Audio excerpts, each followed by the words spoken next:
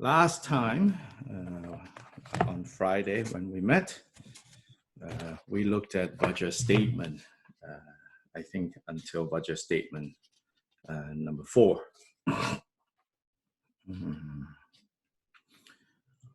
So in the notes section of budget statement 4,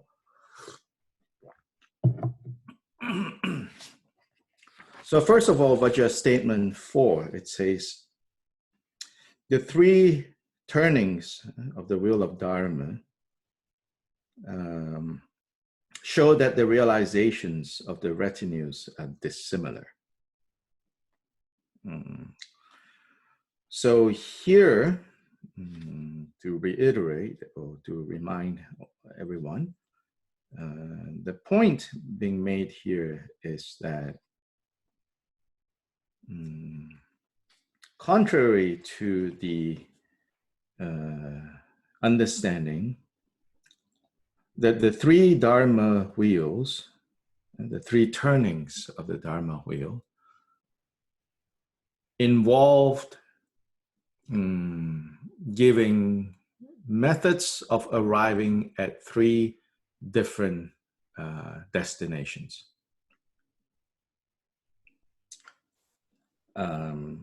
Instead of that, Kyoba Rinpoche sees it as, although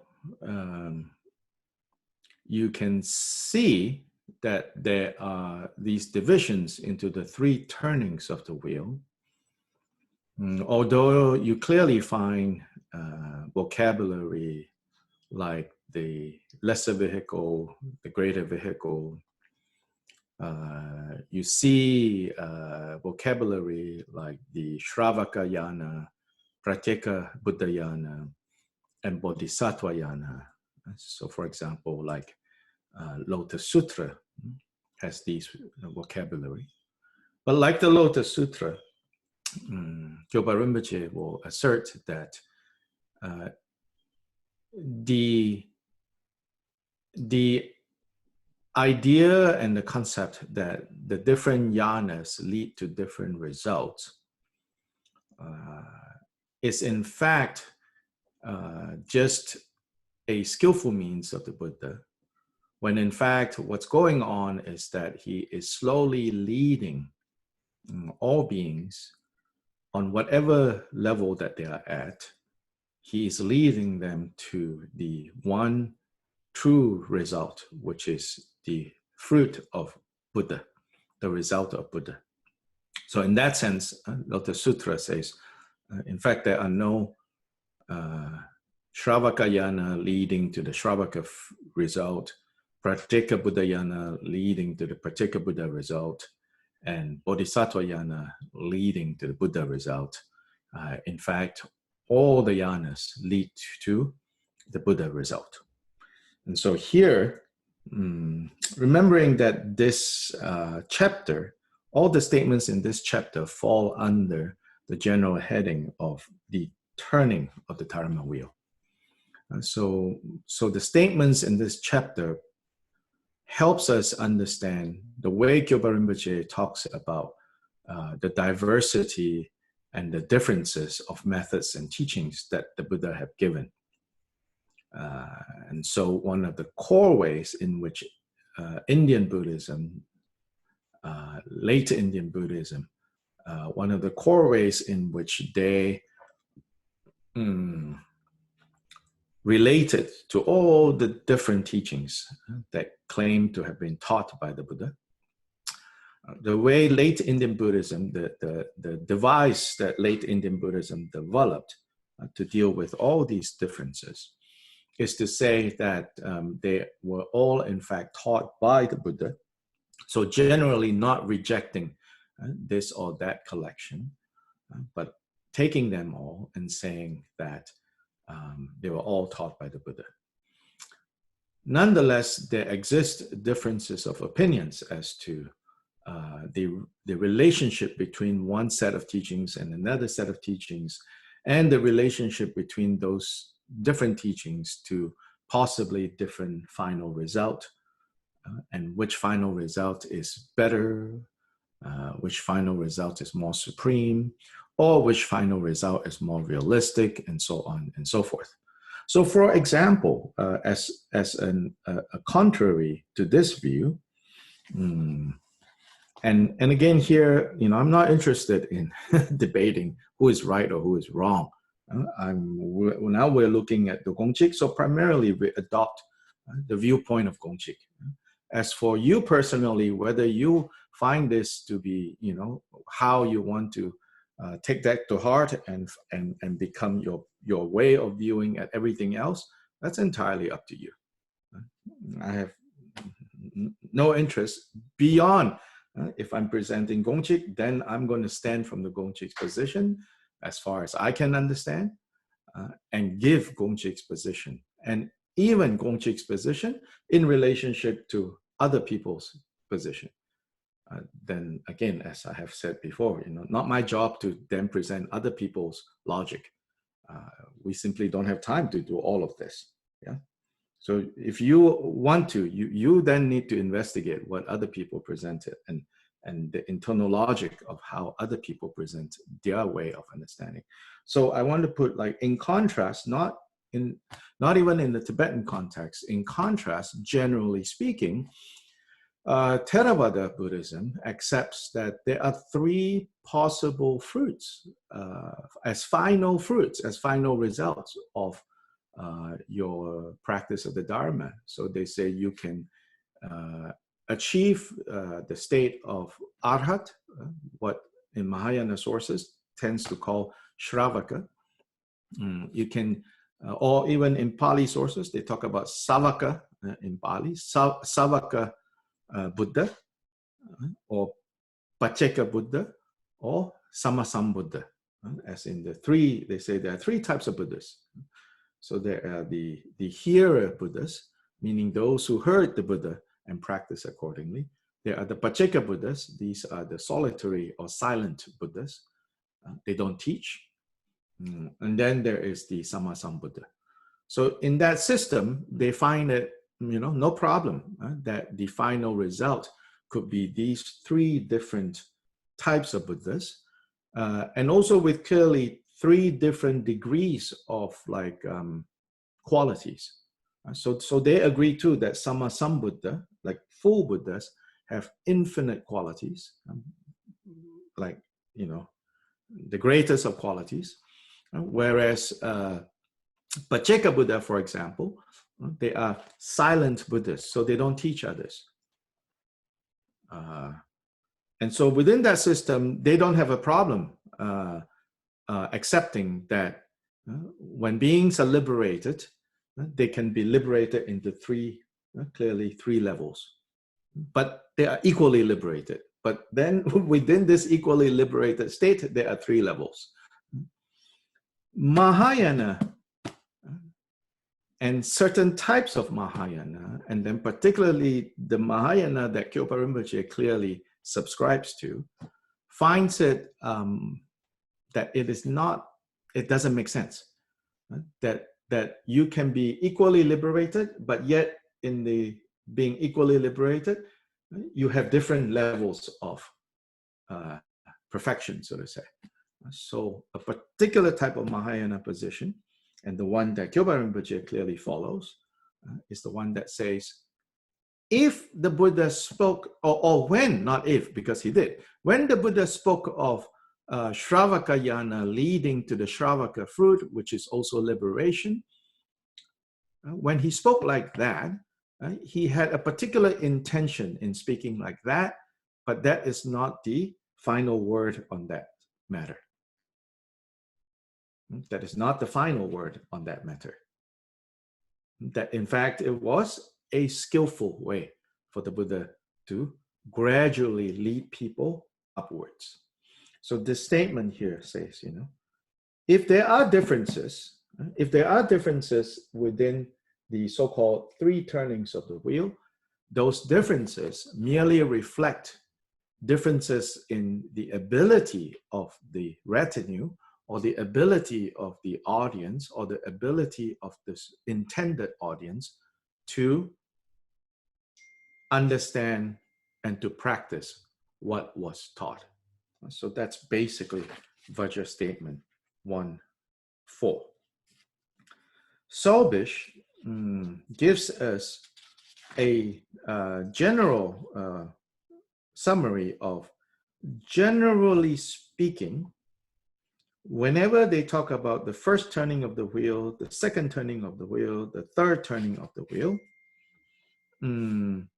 what is said to be the core or the distinctive subject matter taught in the first turning, the second turning, and the third turning. And so this is on page 63.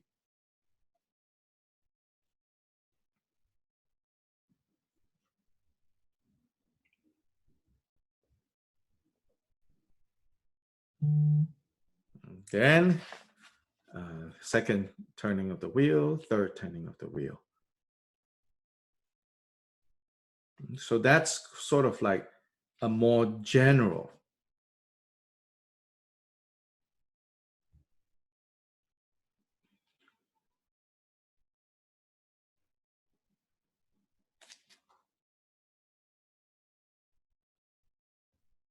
Now, Vajra statement 1.5. And this is going to be an elaboration on 1.4, a particular aspect, a further discussion on 1.4. Within each of the turnings of the wheel, all three are complete. So generally there are three turnings.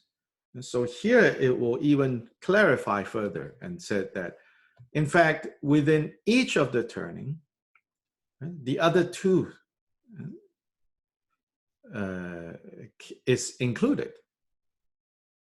So of course, a statement like that immediately, like those who will take exception, those that will want to debate this will say, well, in that case, why bother, having three turnings? If within each of them the other two exist, why bother doing the three turnings? So that would be one objection. Yeah.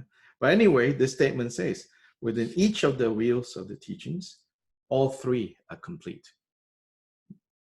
Meaning that what's taught in the first turning of the wheel, within there, you not only have the first turning, the contents of the first turning, but the contents of the second turning and the third turning, they are already present in the first.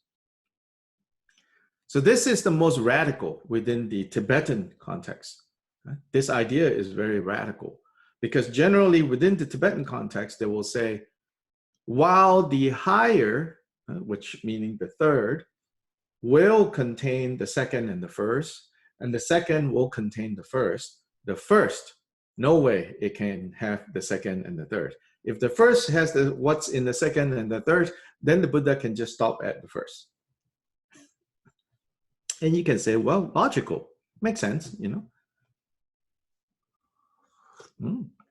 Why bother with the second and the third if the first already has everything?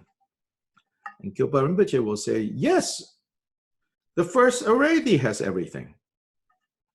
And perhaps, I think if we were to have a conversation with him today, and if anyone dare push this issue and say, if the first already has everything, what's the point of teaching the second, having the second turning and the third turning, right? I would suspect Kyilpa Rinpoche would probably respond with something like, well, fundamentally, there are no three turnings. Buddha just taught the Dharma. Buddha just taught the Dharma. When we speak of the three turnings, when even the Buddha himself said something like the three turnings, he's just giving us like a way to frame things, to see certain things. But these are tools. These are tools to look at all the differences and to be able to kind of group them together and say, oh, this group is here, this group is here, this group is here. But when you let these, again, tools for conceptualizing, for organizing the teachings, when you let those tools take over, then you have to do all these kind of mental gymnastics. Oh, first turning is this, second turning is this, third turning is this. The third has this first two included, the second has the first included. The first, no, it doesn't have. And the first don't have what's on the second and the third. Would this be similar to where I've heard some teachers say that everything you need to know is in the Four Noble Truths, everything else is an elaboration? Uh-huh. Yeah. You can, yeah. Again, within the Tibetan context, you're rarely going to hear anything like that. In the Tibetan context, they're always going to say, you know, like, oh, the higher teachings are over here. That's like Dharma for dummies over here. And then over here is going to be Mahamudra, Dzogchen, you know, Mahamadhyamaka, and so on and so forth. Yeah. So the idea that, you know, the Four Noble Truths has everything and everything else is an elaboration, particularly those within the Tibetan tradition, they will not, they don't tend to say that. And I know that you have heard that from me, among other people. And my position, it comes from here. Now you want to know where it comes from. It comes from Gongchik. Other people, when they make that statement, I think it might come from elsewhere, which is kind of like more modern Buddhism, you know, like, oh, historical Buddha taught Four Noble Truths, you know, everything is an elaboration from there. They're coming from that, more from that perspective. Yeah? Taking a more textual historical analysis, you know. Maybe they didn't do the analysis, but they read books, you know, that says, oh, Buddha taught that, everything else came from there. But here, from within the Gongchik position, Buddha will, we'll see slowly and slowly how, and the logic of why within the first turning, what is going to be taught in the second and the third turning is already present. Of course, then it will be that it's present implicitly. And of course, again, this kind of statement, these Vajra statements, we have to kind of fundamentally hear it differently from, I guess you would say, these are almost like you would say, these are like, you know, English literature statement rather than accounting statements. Yeah, you know the difference? Yeah. So there are some traditions, some lineage, some styles where when they lay out, you know, or when they teach the Dharma, their statements are more accounting statements, because it's always sort of with an eye of everything, you know, kind of very organized. It all adds up, right? But then, of course, when you say it all adds up, it adds up to a particular logic, you know, a commitment to a particular logic, you know, allows certain things to finally all adds up, right? Whereas these statements, I think, you know, they are much more evocative. That these statements, to me, they add up in a different way. They don't add up in an accounting mathematical way of adding up.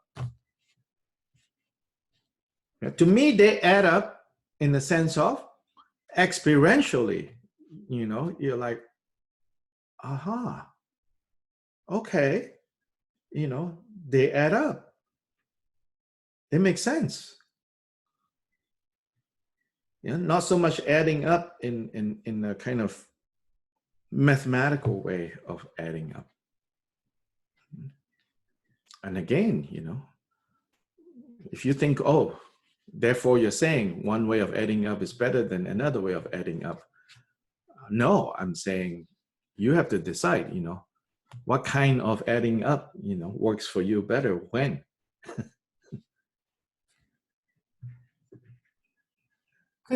Could you also say that if one were at the point of realizing what's taught in the third turning, so-called third turning, you would go back to the first turning and realize that it's saying the same thing, but you have to be able to have realized the third before you can see the wisdom, all-inclusive wisdom of the first two? Is that?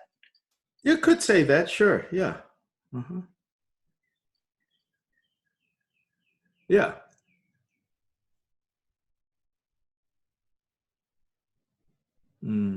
Of course, not necessarily what the statement is necessarily saying.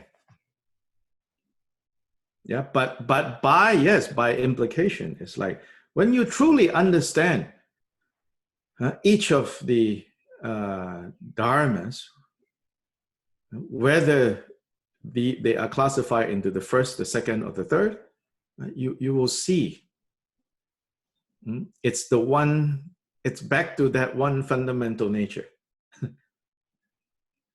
And how in that one fundamental nature, right, there is the essence, the innate, natural way it is, and the way it plays out.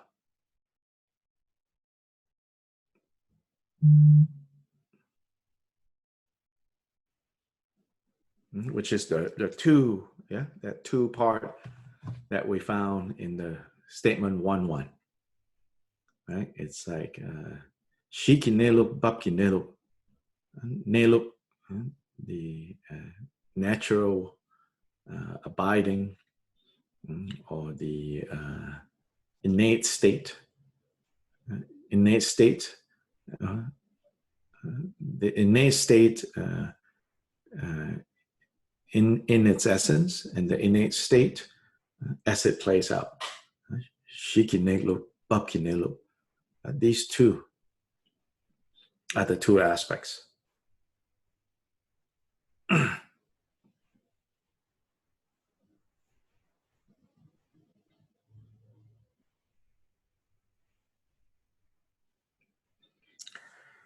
Chodra's commentary, 66. So pretty detailed commentary. I don't know if we necessarily need to, go line by line, but I'm going to kind of scan through. Together, we're going to scan through each of the paragraphs.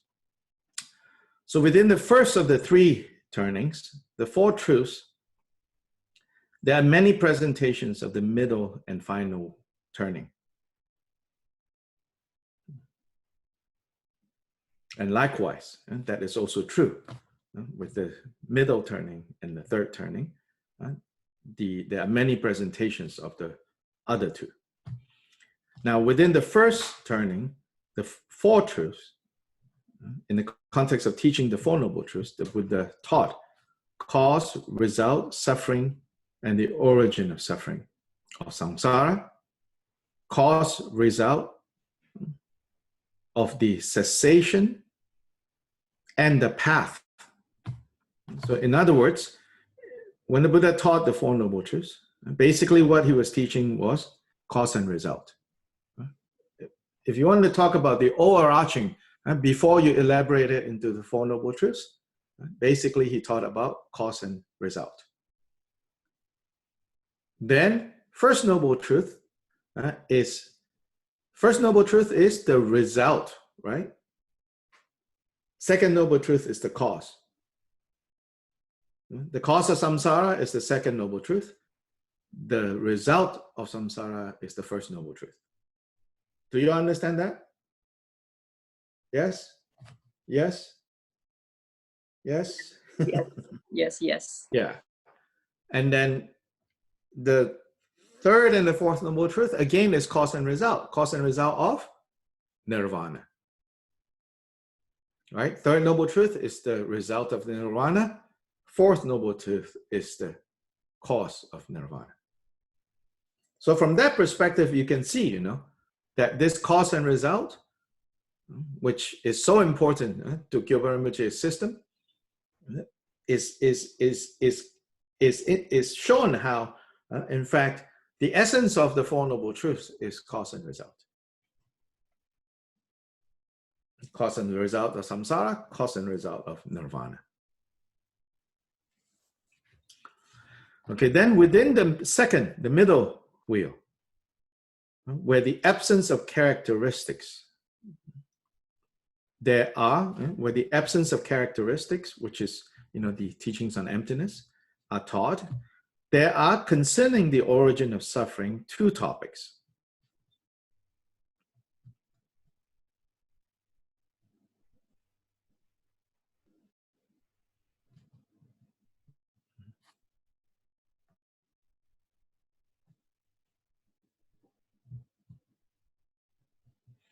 And so here again, so the two topics is the origin of suffering is due to matters pertaining to person and phenomena.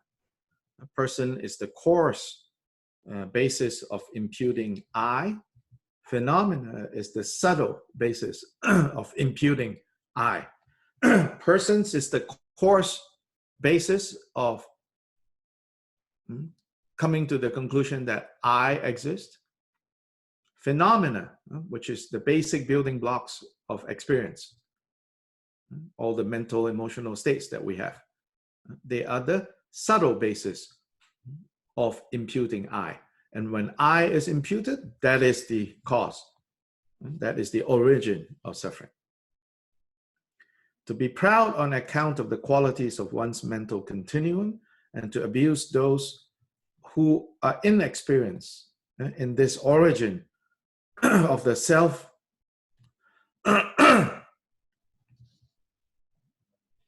is the origin of the self of the person. So now Chodra is going to show how what we mean that on the basis of persons, origin suffering arises. Moreover, wishing to accomplish happiness in this life, the 7 qualities of the higher realms in the next life, and so on, through guarding one's disciplined conduct and so forth, this is the origin of suffering on the basis of phenomena. Okay, here I can say this paragraph, he is addressing something that is showing how on a higher level, when you are on the path, the suffering can be produced when you think, I am such a superior practitioner. I understand, emptiness. Those don't understand. He says there, is the origin of suffering based on not understanding the emptiness of persons. Then, furthermore, when you are thinking of, oh, I'm such a spiritual person, I'm thinking of many, many lifetimes, and I have such pure, ethical conduct and discipline. He says that is actually a form of suffering that arises from not understanding the emptiness of phenomena. And then end up believing in the self of phenomena.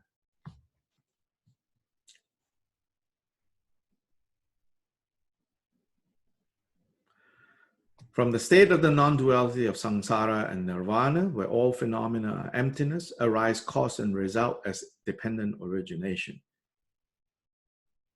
Then, when they finally attain definitive meaning, the bodhisattvas who dwell on the pure stages abandon the origin of suffering and practice the inseparable two truths of the path.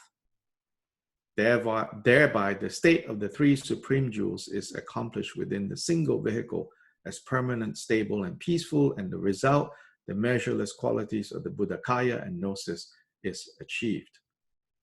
So here, basically, Choda is showing how the point of his whole commentary, okay, it's not easy.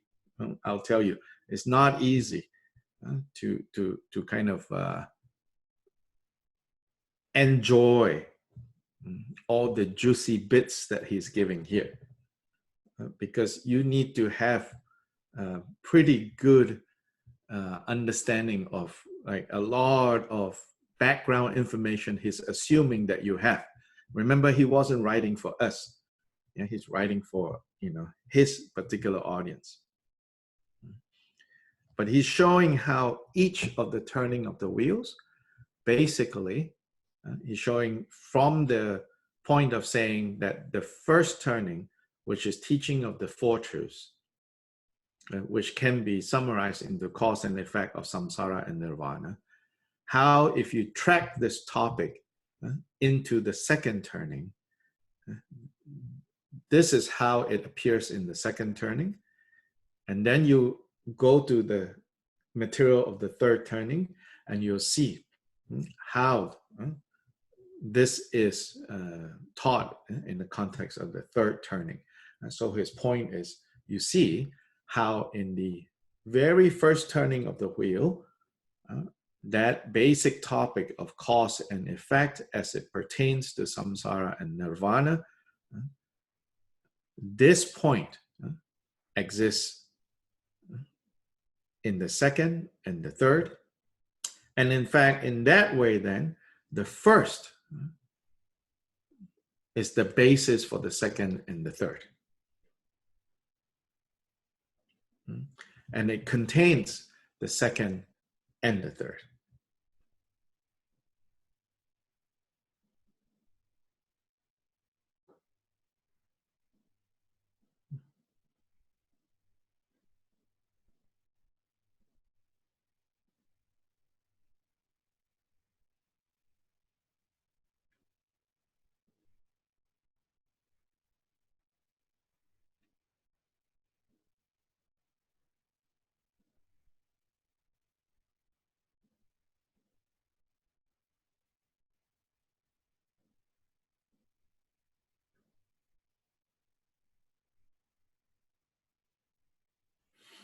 Mm, 67, we can go to like a summary there.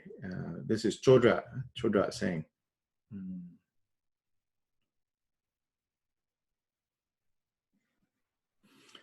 Concerning, okay, actually 67, if you look at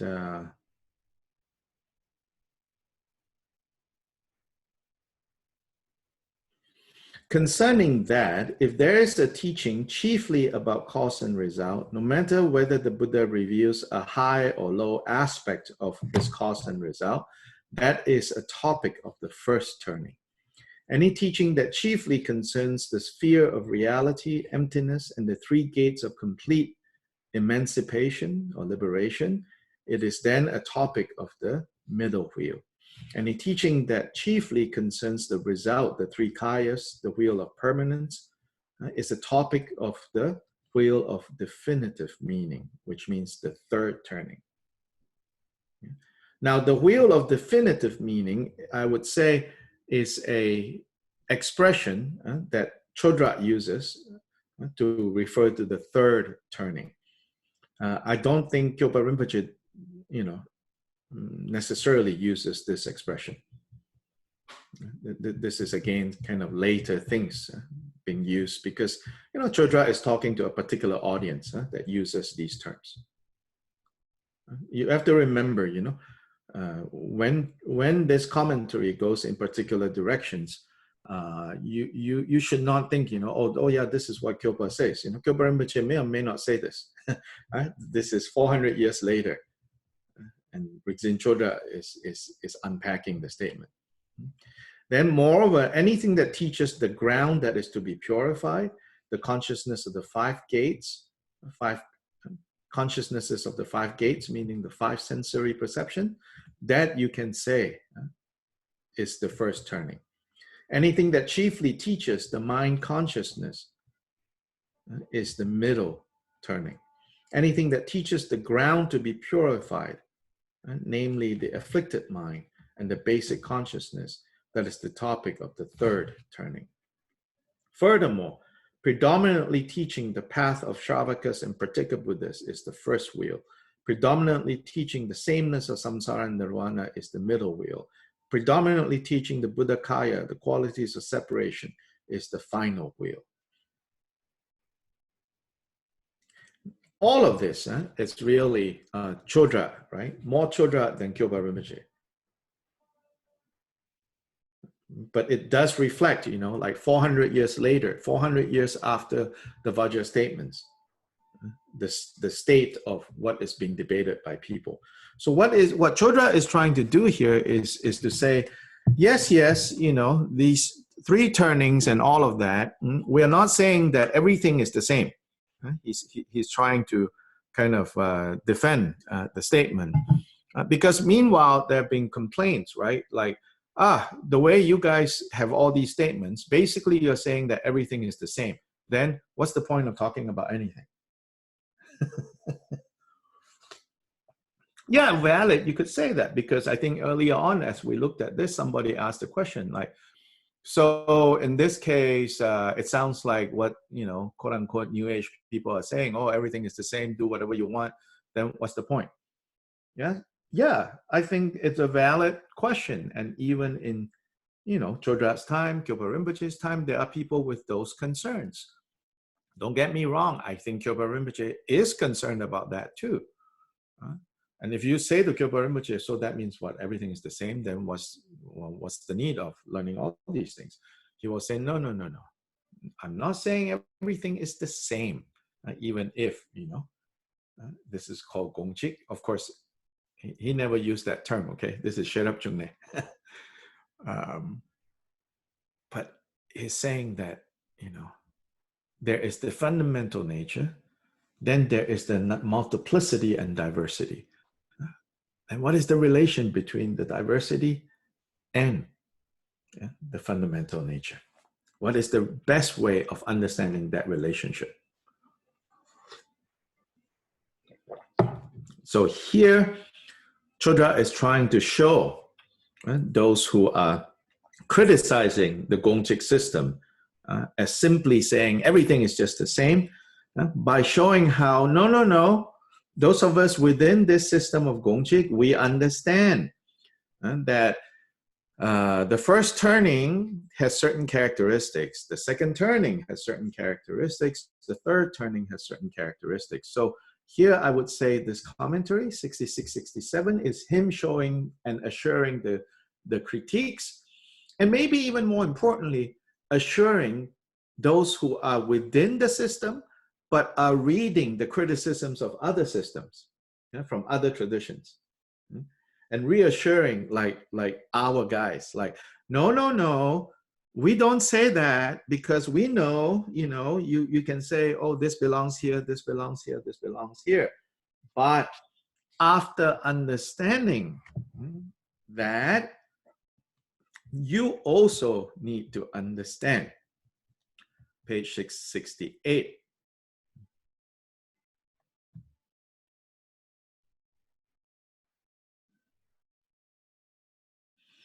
Thereby, he taught the topic of all three wheels together. In brief, the first wheel is what one calls the four truths. The middle is called the absence of characteristics. The final is called, quote unquote, definitive meaning. Moreover, in each of the Vinaya, Sutra, and Abhidharma, these are the three baskets, and so on, which are the essence of the words that are the means of expression and of the topics that are the meaning, all three are complete. And all three are nothing but a single topic.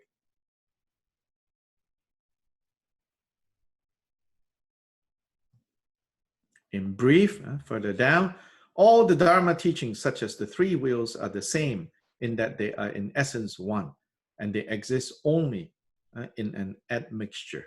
As it is said, this is a very famous verse, refrain from all evil, perform virtuous deeds perfectly, tame your mind completely. This is the teaching of the Buddha. Similar to how this quotation contains all that is to be explained. of the three wheels.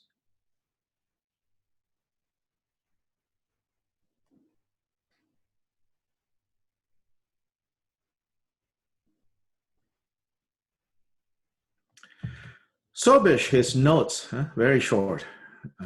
No, not that short, actually. But the introduction, he says, even though Jigten Sumgun acknowledges a gradual element in the three wheels, he does not accept a fundamental difference among them. He expresses this essential sameness, saying that within each of the wheels of the teachings, all three are complete.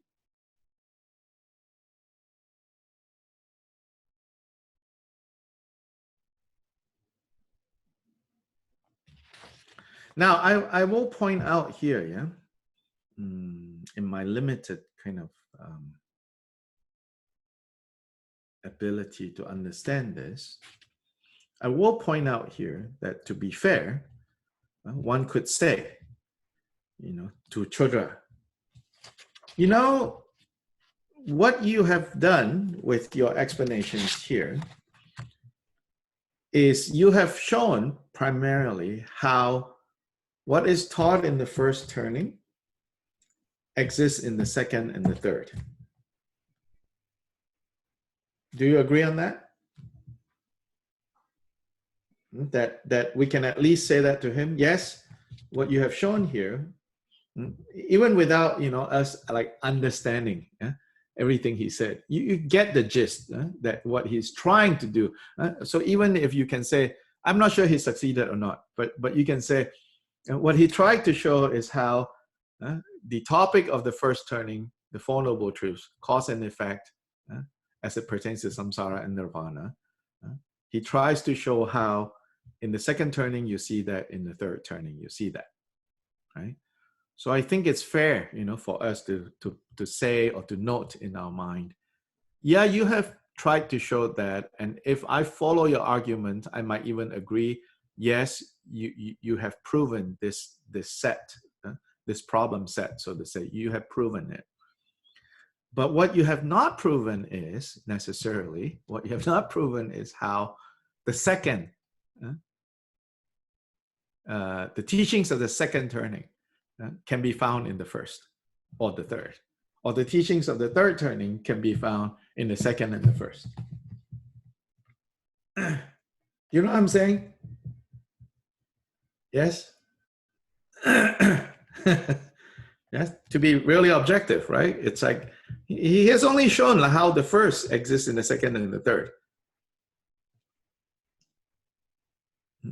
Now, from elsewhere, from reading a little bit beyond this, I can say, actually, no, what's taught in the second and the third, you can find in the first. So it's there. Not just as an article of faith. You look at these teachings and you can see that it's actually there. But unfortunately, Chodra did not spend time proving that in this commentary.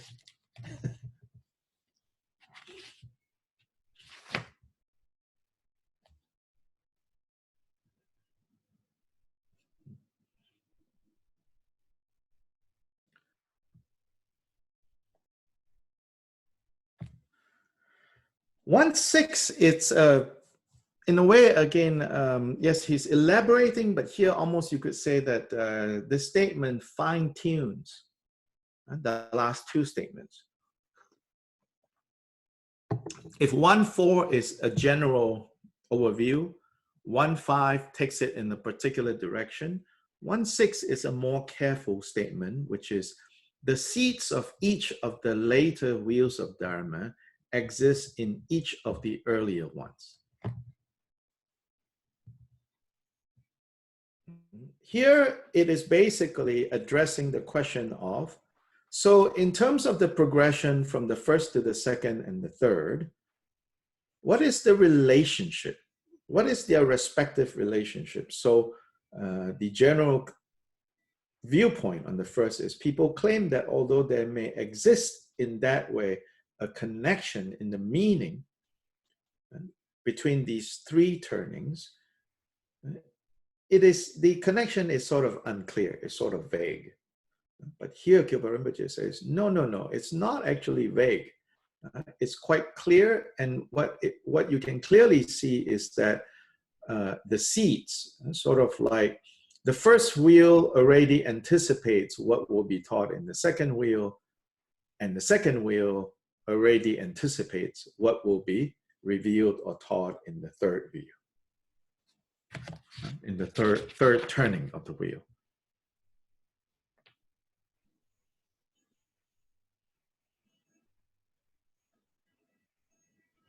For that, I think if we look at the notes, it's easier, I feel.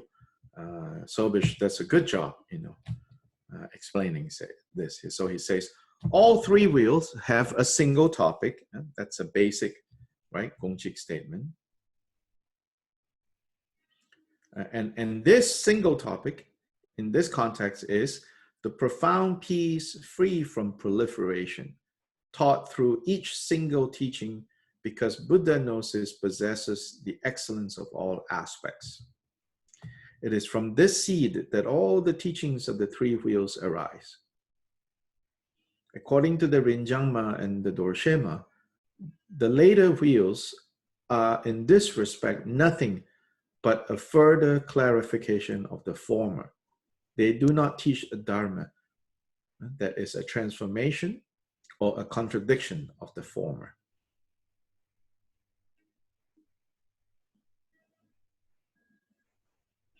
And so now, how the seed of absence of characteristics, which is the main topic of the second turning, how that seed is already planted in the first turning. The false imputation of suffering and so on are rejected, since a characteristic such as suffering has no real existence. In the second turning, in the emptiness teachings. For this reason, it is nothing to be understood. Its origin is nothing to be abandoned. Its cessation is nothing to be achieved. And the path is nothing to be attended. These are, in another context, I pointed out, the Four Noble Truths. Often the way we understand the Four Noble Truths and the way the Four Noble Truths is taught, especially on a popular level, often we miss something that is most important in terms of understanding the Four Truths. What's that? Anyone, any guess? I've talked about this before. The Four Noble Truths, often we summarize that as dukkha, cause of dukkha, cessation of dukkha, the path or the method to the cessation. So often we remember these four. But actually, there are four more words that are even more important as it pertains to the Four Truths. What are they?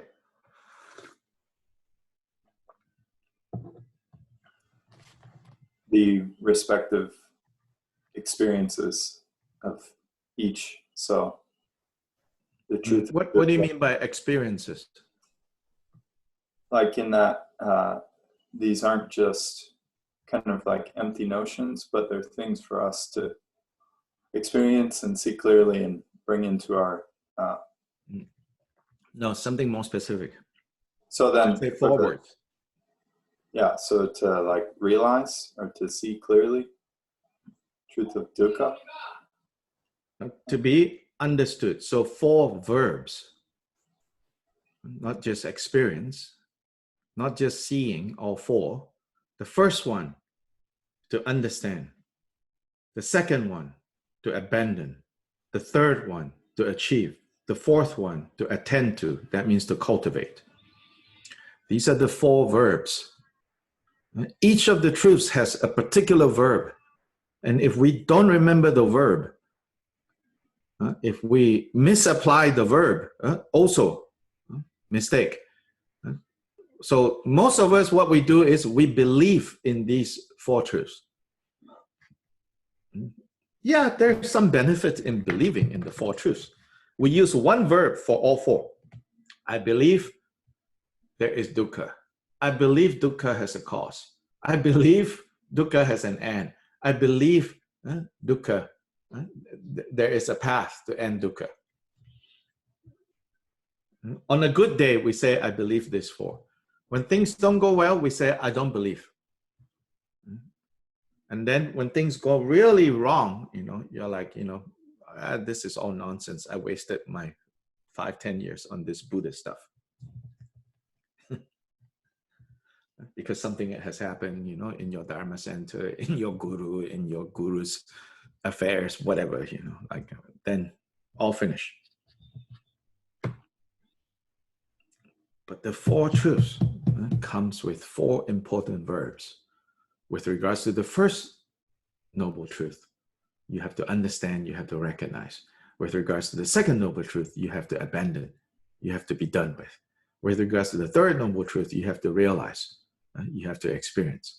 With regards to the fourth truth, you have to attend to, you have to develop, you have to cultivate. These are the four verbs.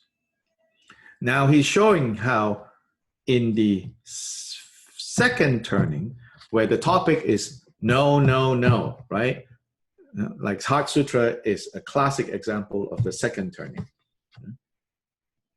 No suffering, right? In fact, it says, no suffering, no cause of suffering, no end of suffering, no way to the end of the suffering.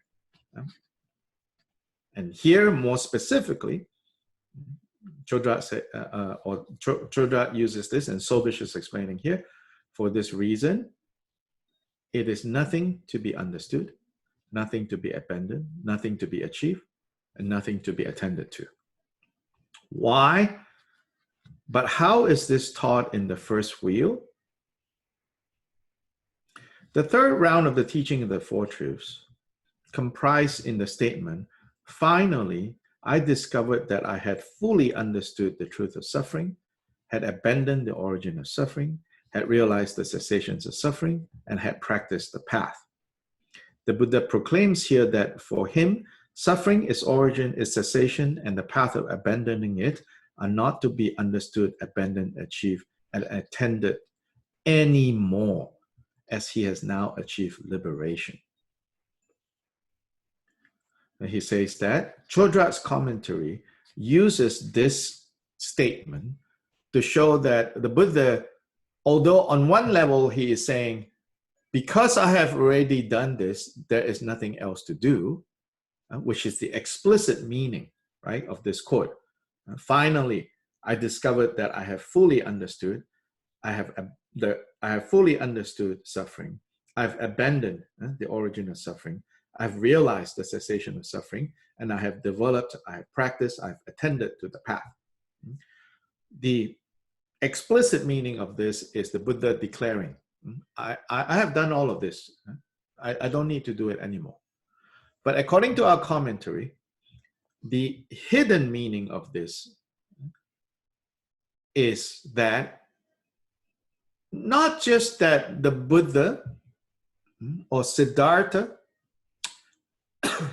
have already completed these four verbs in relation to the four truths. Not only that, but because in the middle turning, beginning with not the four verbs, but the four other words, which is dukkha, cause, dukkha, cause, cessation, path. Then with regards to that, in the middle turning, it's going to say, but let's look closer at this topic called dukkha. Let's look closer at this topic called suffering. Is it substantially there? Is that substantially real? Through the second turning, through the teachings on emptiness, it will be shown how, in fact, dukkha is an imputation. It's a projection. It's a projection due to misperception. that then dukkha arises. Yeah? If there is no bearer of dukkha, is there any dukkha? Sort of like the question of, if a tree falls in the forest and no one is there to hear it, is there a sound or not? Right? That question. So here it's like, if there is no bearer of dukkha, can dukkha exist in the abstract? Yeah? So the bearer of dukkha meaning subject. If there's no subject, is there an object? No. Subject and object interdependently arise. And since the final status of subject cannot be ascertained, and the final status of object cannot be ascertained, this is the non-affirming negation. Since both cannot be ascertained, then nothing, you cannot say, there is suffering, you cannot say there is sufferer. That is why in the second turning it says, nothing to be understood, nothing to be abandoned, nothing to be achieved, nothing to be attended.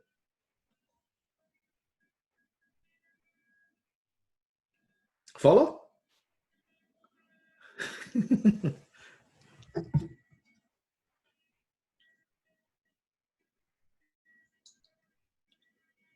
Lost? Decided to go back to sleep? Oh no, Good. right here. Good. It said that at the beginning of the teaching of the Lotus Sutra, when the Buddha said, hey, all of you, by the way, the Shravaka fruit that you have achieved, it's not final. It is said that when he started saying like that, a group of the Shravakas got up and left. They're like, no, we're done. Okay, bye-bye. So they left. Which of course it says that the others are kind of shocked, like, God, how rude. And the Buddha said, no, it's good. They cannot handle this. So, give them space, let them go.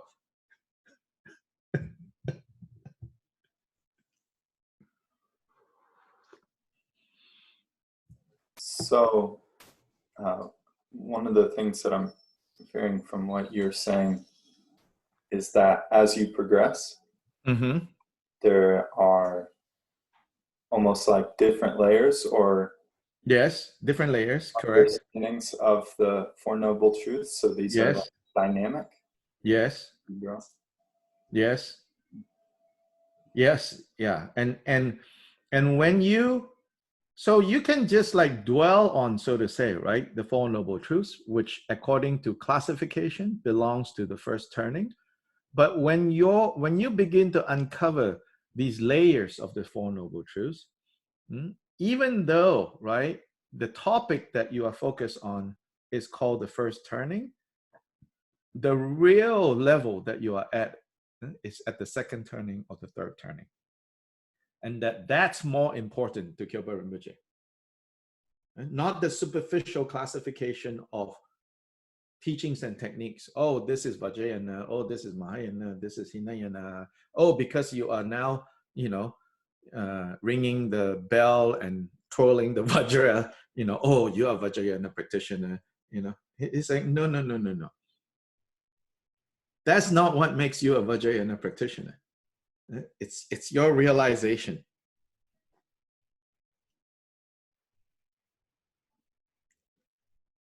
Then you can say, oh, I'm doing anapanasati, breathe in, breathe out, breathe in, breathe out. And then, right, superficially, someone say, oh, yeah, that's the Hinayana, way. And so you will reach the Hinayana fruit by doing that. If Kyopo Rinpoche were to look at that and hear that, he will say, no. You're mistaken. Buddha just taught the Dharma. Buddha just taught the Dharma. Yes, you can categorize that particular sermon, that particular discourse as Hinayana, but what makes it Hinayana for you, the practitioner, or Mahayana or Vajrayana, right, is what kinds of realization arises from using that technique.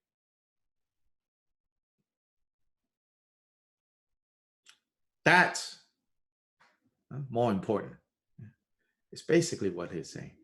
So I've said sometimes, like sometimes I think even among Drigong people, they will say the Vajra statement states things that are correct, and what it addresses are things that are wrong. But no, it's not necessarily wrong. It's just that the Vajra statements are pointing at something that I would say, okay, now I'm making a preference. To me, Vajra statements point to something that are more basic. Basic as in more important to keep focus, rather than get carried away by the superficial, I would say. Yes, I'm now making a value judgment. The superficial way of looking, like go deeper, go look deeper to the meaning. So I feel that Vajra statements stating things not so much to say how other people are wrong, but the more kind of basic, the more important level of understanding.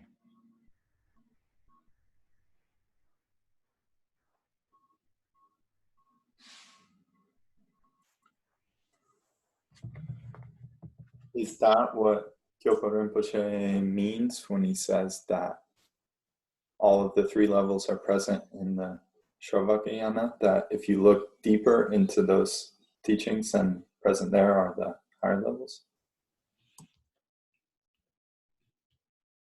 Wait, say that again?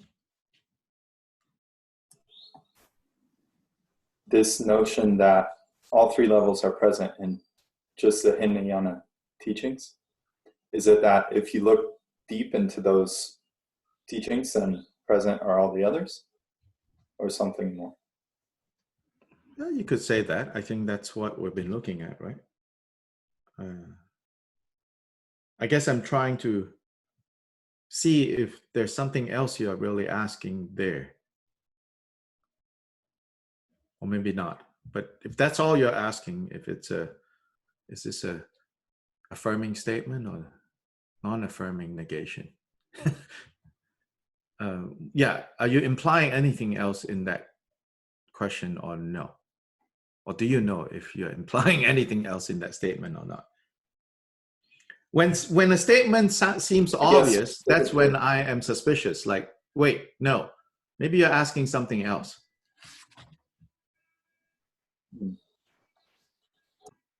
Maybe you don't know you're asking something else. Specifically, I'm asking if you can generalize kind of that idea of looking at the Four Noble Truths and seeing how, as you develop, those are dynamic. Your understanding of them becomes more sophisticated. Yeah, this is what we've been saying all, right? Yes, if that's all you're saying, yes, a resounding yes. Okay. Yeah, I'm just trying to figure out, is there something else that you're asking?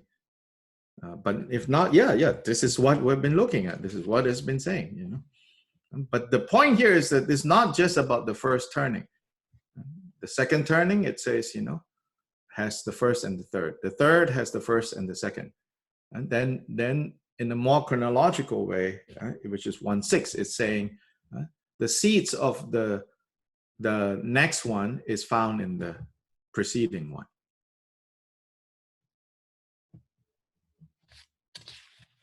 And that's how, if and when you choose to talk about the three turnings in a successive manner, calling that first, second, and third, Kyopo Rinpoche in 1/6 is making the point that beyond the idea, beyond the principle that they are non-contradictory, beyond the principle that they are teaching the same thing, the one aspect, the single nature, when we establish them in a chronology with 1, 2, and 3, then the more precise relationship of 1, 2, and 3 is that 1 plants the seeds that will ripen in 2. 2 in turn will plant seeds that will ripen in 3. So that the relationship at the same time, the relation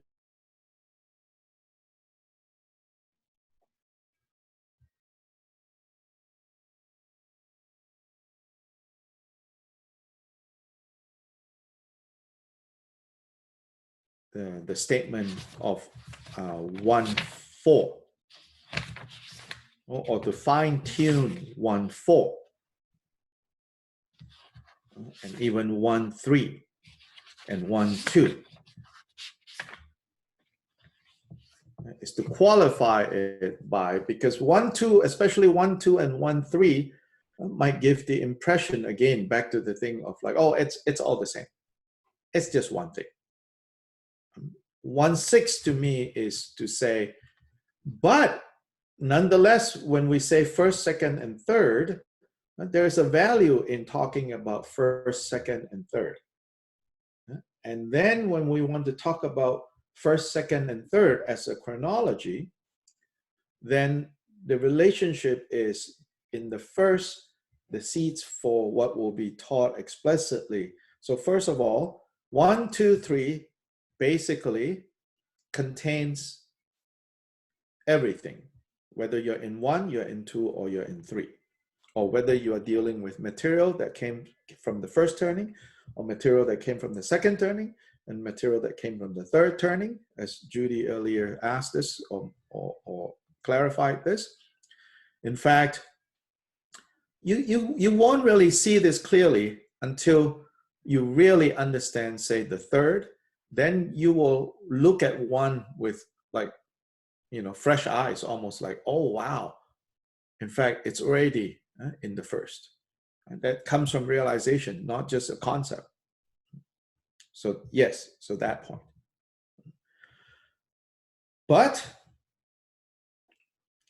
1, 2, 3 still has a particular logic to it, which is the seeds of the next step. Buddha has already planted those seeds, have already prepared you in the first step, in the preceding step. So then it leads to the next and to the next.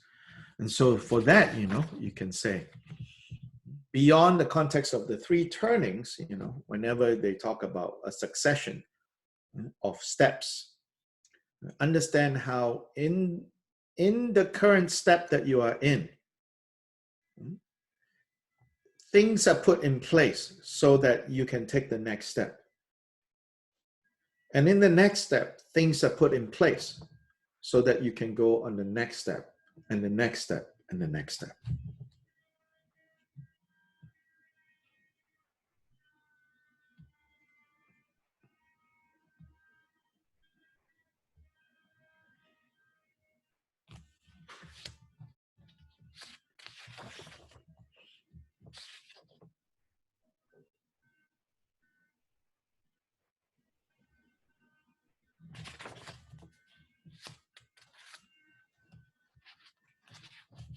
Questions, comments?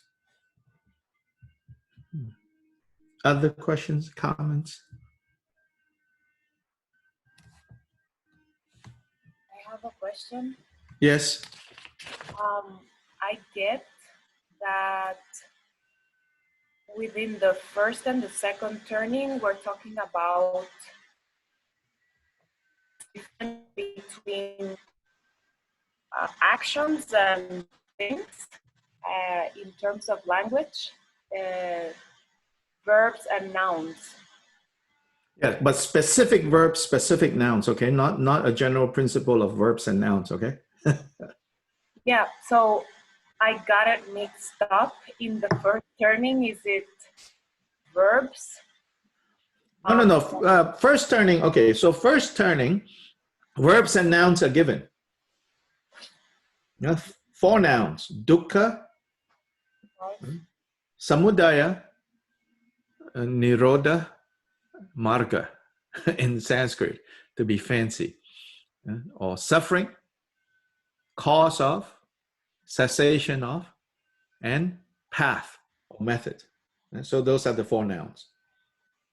Still in the first turning, then the Buddha says, with relation to the first, understand, recognize. With regards to the second, the cause, abandon that cause. Be done with that cause. With respect to the third, the cessation of suffering, realize that, experience that. With regards to the fourth, how to realize, how to experience, you have to attend to, you have to develop the path. In the second turning, with regards to these verbs and nouns, just add nothing. Just add the negation. So no suffering, no cause, no end, no path to the end. Yeah, okay, so I thought it was verb and nouns, but I see that it's together, and then in the second, yes. Verb nouns are together in both turnings. It's just in the second turning, just add no at the beginning of everything. Yeah, nothing to be understood. Yeah. Because dukkha is an imputation. Yes. And then in the third, it's something like saying, you can only talk about understanding something in a dream. Like to understand that monster that you see in the dream. Because that monster doesn't exist outside of this mistake called a dream. So while you're in the dream, yeah, you can talk about, you see, you should understand that this monster is causing you suffering. So, where does this monster come from? Well, it comes from you feeding this monster and adopting the monster as a pet. So you have to stop, feeding this pet monster that is torturing you. Then when you stop feeding this monster pet, then you experience some relief. Then, to fully be free from this monster, you have to develop this path.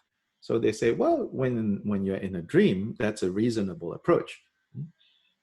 But then a better approach, or when you're ready, not so much like better as in, let me get rid of the first and go to the second.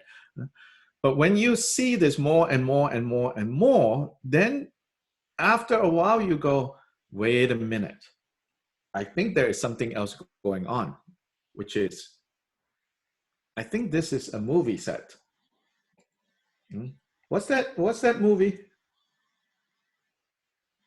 The Truman Show. Yeah, Truman Show. Yeah, right.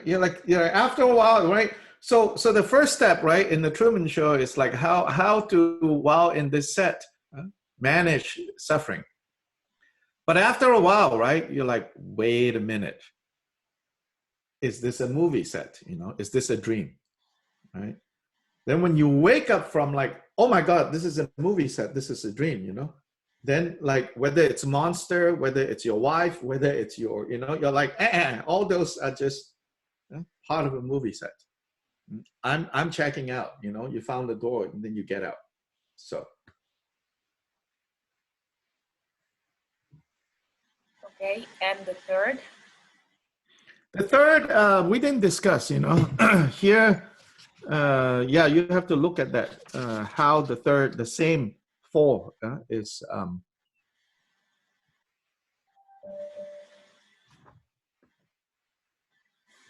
we didn't look at the exact, because it's a very dense commentary. Maybe we save this for the next pandemic, which they say, it's going to happen. It's just a different virus. I'm already thinking, I don't know how many more statements we can go before the distractions will come, you know. Every area will be like, oh, now you can go and do whatever you used to do again, you know, then back to samsara. Then class over. We are studying Maitreya's text in Andres, which I believe is a third turning text. Yes, yes. Sutra Alamkara. Yeah. So I was interested in if we could someday go through this because it's related to what we're seeing. Yeah, Mahayana Sutra Alankara is generally considered the third turning. And as you will see in Kyupa Rinpoche's, in a way, Kyupa Rinpoche's Vajra statements, it's potentially detrimental to studying systematic study of other texts and traditions. In a way, it's detrimental, you know. Because, you know, just when you are getting good at remembering all your categories, you know, he pulls the rug from under your feet, right? Okay, yes, I feel that. But I wasn't getting any of it. Yeah. He will pull the rug from under your feet and destabilize, you know. Okay. That's yeah. good. Sometimes, you know, sometimes I think the Tibetan tradition, because it comes from such a strong scholastic background from Nalanda, which is, you know, good in so many reasons, you know, in so many ways, I think we in the West are attracted to Buddhism because it has such a impressive, you know, kind of repertoire of like reason and reasoning and logic and all of that, yeah? But sometimes that can become, it's a very, what we call in the, a self-referential logic, yeah? Gets put in place, right? That seems so clear, so logical, so true, only if you are within this movie set, you know?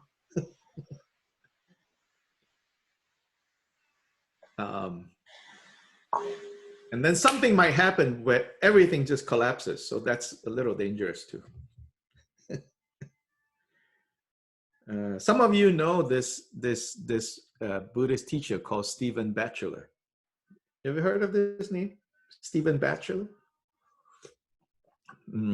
He is a champion of what he calls secular Buddhism. And unlike, you know, I would say weaker proponents of secular Buddhism, he has credentials. You know, he went through the spectrum. At one point, for many years, he was a very devout, you know, Gelugpa monk. He's English, and he was a Gelugpa monk for a number of years earlier in his life. He learned Tibetan. Maybe even Geshe Rabden's student, I think.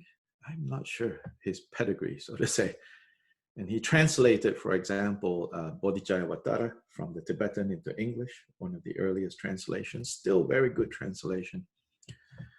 And then at some point in his time in Nepal and India, after many years of being a Gelugpa monk, some sort of crisis of faith, I would say, that led him to Southeast Asia, for a short while becoming or practicing in the forest tradition. But that didn't last long, I think, because of some visa or some issue like that. Then he ended up again, I think, for a short time in Hong Kong, but not like in the city, in the Lantau Island, where he was mostly in retreat, and he was exposed to some Chinese Buddhism, more of a Chan Zen style, not so much Pure Land. Then eventually he went to Korea and joined the main Korean training center for Zen meditation. And then from there, he, a number, like maybe 7, 8 years in Korea, training in a very focused way on the Chan tradition. Then eventually he left there and went back to England and then he wrote like Buddhism Without Beliefs, and a few other books. His style is not what, I resonate with. But I can see sort of his development, his trajectory as something of like, so he talks about this. He talks about how at the beginning point where everything is so clear, everything is so in his kind of feeling, like it's so clear, right? The system is so impressive. He said, but then at a certain point, he realized that, now this is his experience, so I'm not going to say that this is what studying the system will do to you. But what he realized is that what has happened for him is he has substituted a Cartesian, Western, classically Western, Greco-Roman structure that he replaced with this other structure, which is sort of his early training in Buddhism and all its categories. And he realized that they are both structures. And that he has only substituted, due to his own karma, one set of beliefs with another set of beliefs. And I think he would admit, like, the second set of beliefs makes more sense to him than the first set that he got through osmosis. As a child growing up and all of that, and at the university studying Western philosophy, all of that. But nonetheless,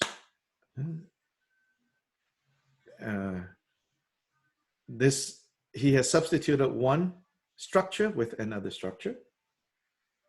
And what he believes is that fundamentally the Buddha's teachings is to eliminate all these structures and to tell us that we need to be free from these structures. And that is what he found when he was practicing Chan and Zen. And then when he went back to the West, he went even more radical. Sometimes he even says it's post-Buddhist, what he's doing. But it's instructive, I think, as in calling caution to how we get trapped into structures.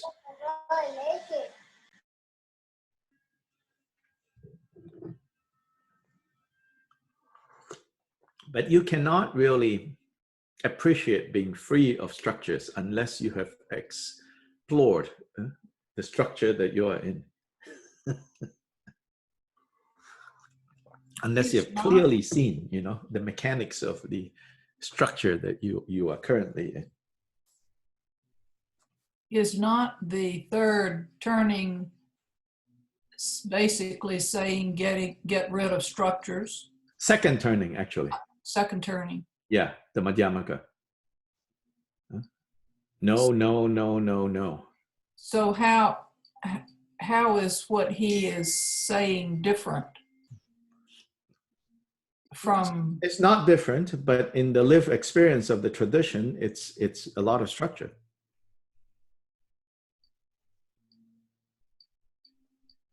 But if we're not Buddha, we have to use structures and concepts. Yes. So it's not a matter of yes or no, it's a matter of what degree, yeah? Okay. So his opinion, I'm not sharing his opinion necessarily. He said that the kind of Gelugpa predominantly, that's what he trained in. And when he writes about this, he says, I don't know about Nyingma Kagyu because I wasn't trained in that system, but the 15 years of like being in the monastic structure of the Gelugpa system, where I learned Tibetan, I learned everything. He said, what it ended up is that it's a very structured system. It's a very airtight, self-referential system. where if you believe this, then you believe this, you believe this, if you believe this. If you say this is true, then it necessarily has to mean this is true, this is true, this is true. And it says, while that offers some kind of stability and sometimes some kind of clarity, he says, but in his experience, it doesn't necessarily match, lived experience. That was when he started to have a crisis of faith, so to say, that led him away from.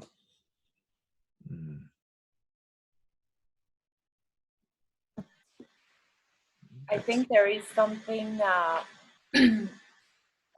about what you're saying that I'm really interested in, because as an art practitioner, there is a lot of philosophy intertwined in our practice, and Yes. I'm trying to understand some of the most basic structural differences Yes. from Western thinking Yes. and Oriental philosophy. And one of the things that I have realized is that the understanding of mind as one of the, as the sixth sense of perception is the one of the most important and basic differences, but that changes everything that can arise.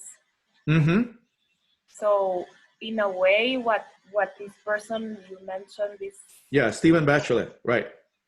Is experiencing, I guess for me it's okay, I get it, but yes, you have to go through all the stages of the and derivations of these differences so you can actually see the structure and, Yes.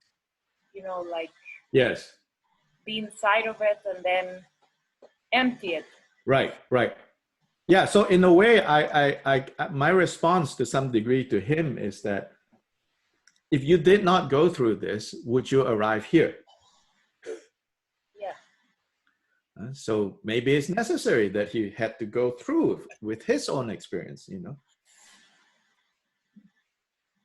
So it's hard to say. I think it's hard to say, really. I think post is a word that everybody loves these days. What? Post. Yes. Whatever. Yeah. Post whatever, right? Yeah. I think fatigue is another word that we love.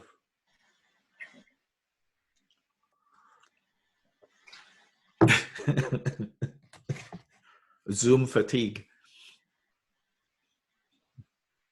This fatigue, that fatigue. It's like, it's just samsara, like, like we get tired of eating, but we still have to eat, From the small amount that I've seen about Gelugpa, it seems like, at least at the most basic level, like the first, few paragraphs of, what you would kind of learn in that system, it seemed very much kind of like a funnel. Like if you get little bits, then it's like, okay, if you believe this and you have a clear head, then yes, of course, like you would go this direction. Yes. And it feels like just a complete funnel into monasticism, specifically, right. I'd say. So then it makes sense that if you went through that and then at some point started to doubt the things at the top, like the axiom, you assumed were true, right? Then it would all fall apart. Yes. And so then, of course, it's going to be very powerful if those are built on a strong foundation, like by osmosis, as you say. Right. Kind of like you were born in a culture where that is kind of there, then it seems very powerful. But if there's a danger of you kind of turning back on those, and makes the whole thing fragile. It's kind of the way I see it. There was a debate, I think, And again, you know, it just shows, because that debate was kind of published by Tricycle, a conversation between Robert Thurman and Stephen Bachelor, talking about rebirth, you know, true or not true. And I have to say, you know, like I sort of like, when I was reading that many years ago, this was published 10, 15 years ago. I have to say that, you know, I was like, yeah, you know, I get Bachelor, you know, and then I look at Thurman, his arguments, and like, they're both brilliant, you know, like really, I mean, they're both brilliant. But then I looked at, you know, Thurman's like response to the questions that, but you can see how, yes, of course, both of them work within a certain conceptual framework, you know. It's like, it's not like, you know, Bachelor in his post-religious Buddhism isn't as well in another structure, right? I mean, Yasmin, you can appreciate that. Like, even the post-structure is in some kind of structure. But then, you know, based on the sensibilities that we have and the way we look at the world. And so I think I remember Thurman saying something like, and this is a classic logic, a page out of, you know, what's emphasized in Tibetan monastic education, which the Gelugpas do it really well. It's not like the others don't do it. They do it about the same. But the Gelugpas do it really well. And so there's a particular logic that says, look, the Buddha said A, B, and C. And because he said A, B, and C you cannot verify, but BA you can verify to be true. And therefore, if what he said about A is true, and even if you cannot verify B and C, because the same person said it, and you know this person is trustworthy, therefore B and C has to be true. Like, well, it's a particular logic, you know, I guess. Now with modern scholarship and looking at historical production of texts and all this and that, you're like, well, A, B, and C represents 3 different texts produced at 3 different periods of history. One you can more closely identify with the historical Buddha, and these other 2, it's a little iffy. That's when you run into problems.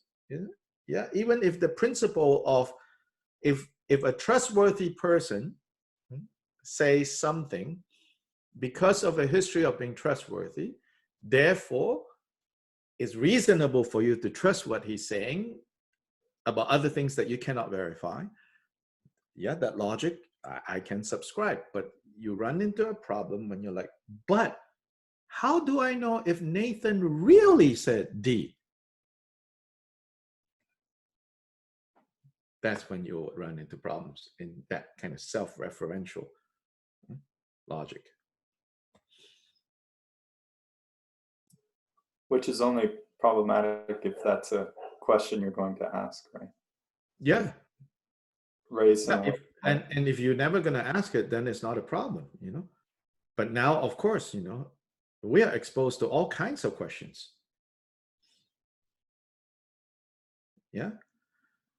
So His Holiness the Drigong Kyabgun. So we're running over now.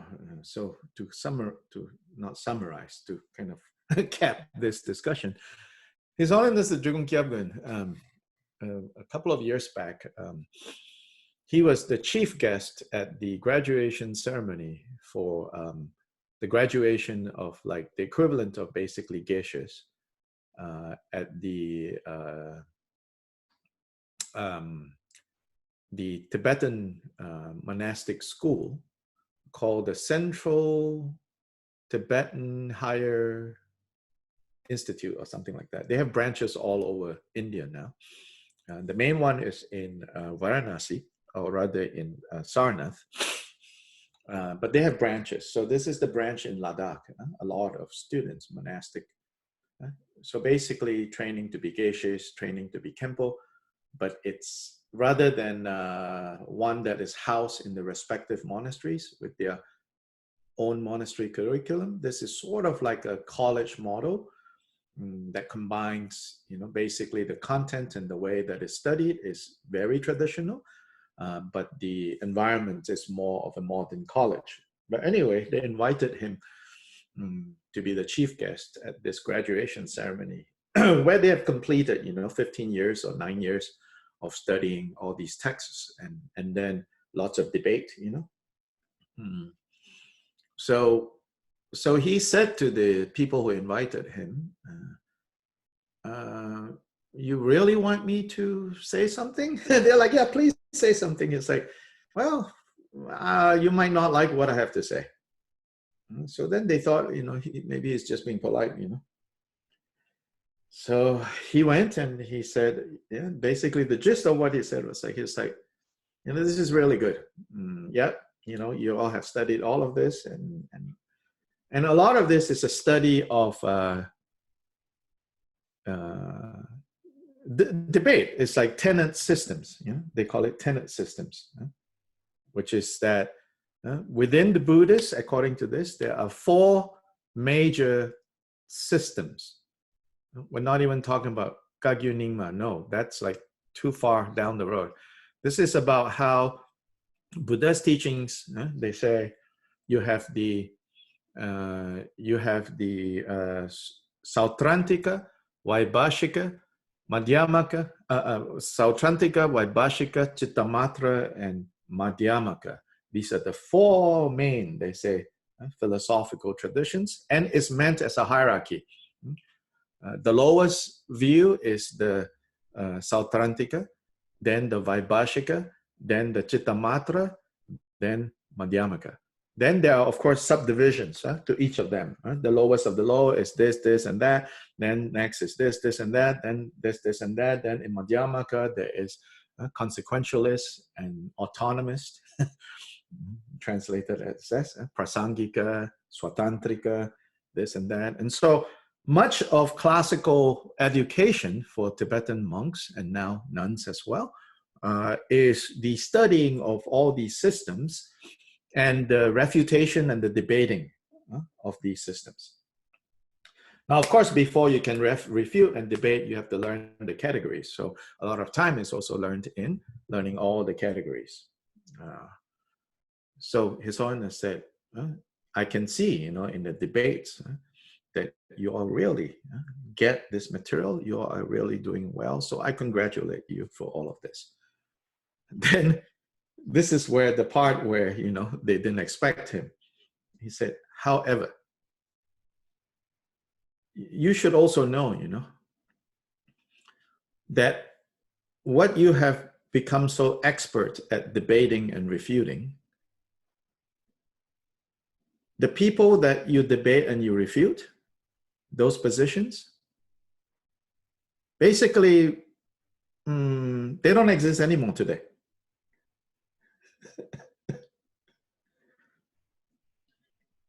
He says, these Swatrantikas, these Vaibhashikas, and then subdivisions of Vaibhashika, subdivisions of Swatrantika, and even before that, there are the non-Buddhist categories, which they also kind of study. The Jains, the Hindus, he says, the Hindus that exist in these texts, I don't think you can find them today, he says, within Hindu communities. So he says, while it's very good, what supposedly existed 1,000 years ago when these traditions were put in place. Today, you have no idea what your Muslim neighbor believes in. And in fact, you have a wrong idea about what your Hindu neighbors believe in, because you're looking at texts from 1,000 years ago. So he said, I hope, we can update what we're doing so that we're not stuck in this self-referential system with no awareness. And he used this expression, which is actually a Chinese expression. He's like, We are like frogs, you know, living in our own well and think that that is the ocean. And that really like shocked, you know, everyone, that he used such a harsh, but very true. It's like we're like frogs, you know, little frogs hopping around in our own, you know, deep well, and we think, oh, this is the ocean. I think this, you know.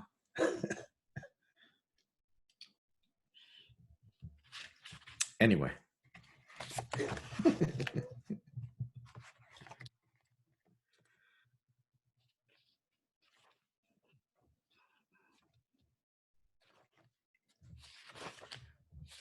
So we will do a few more statements next time. And if somebody can send pages to be shared, that would be good. Thank you for those of you who did that. And again, we are not, you know, going to read like line by line all of this. In part, you know, in large part, I'm still trying to really get, you know, what Chodra is saying in his commentary.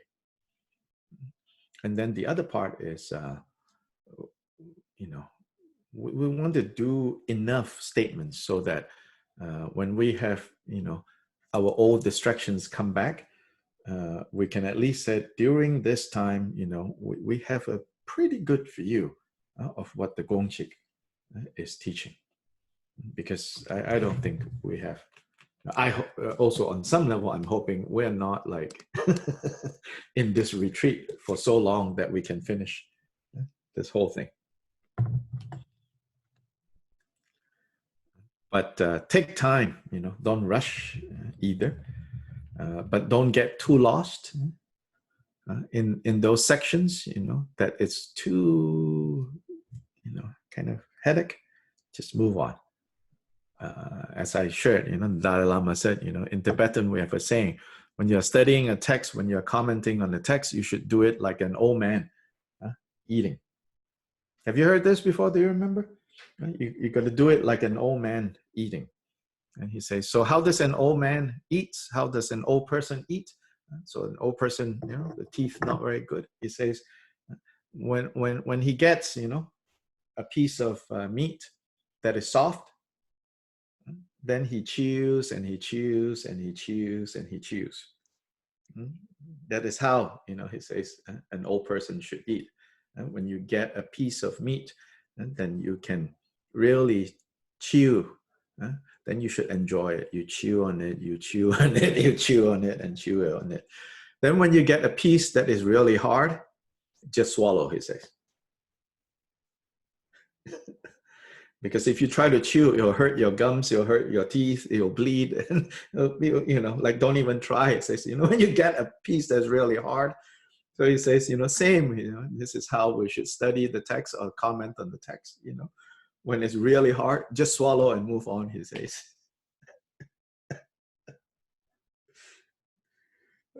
So, you know, we will just swallow and move on those parts that are really difficult. Then the parts that are easier, we will chew on it, chew on it, chew on it, and really enjoy all the flavors, you know, that we can get. Changchu Semcho Rinpoche Ma Ge Ba Nam Ge Gyur Che Ge Ba Nyam Pa Me Pa